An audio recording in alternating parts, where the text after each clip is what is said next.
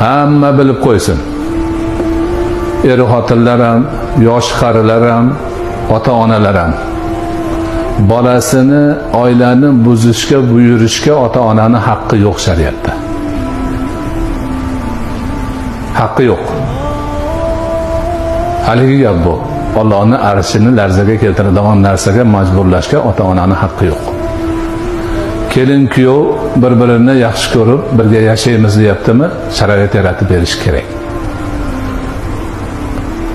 Erkakning tarafi ham o'g'liga xotinini taloq qilishga haqqi yo'q deyishga, ayolning tarafi qiziga shundan ajraysan bo'lmasa bolanmassan deyishga haqqi yo'q.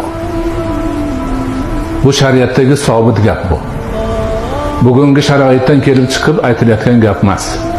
O'sha qadimgi imomlardan, Imom Ahmaddan, Imom Abu Hanifadan, ulardan oldingilardan sobit bo'lib kelayotgan shariatning hukmi shu.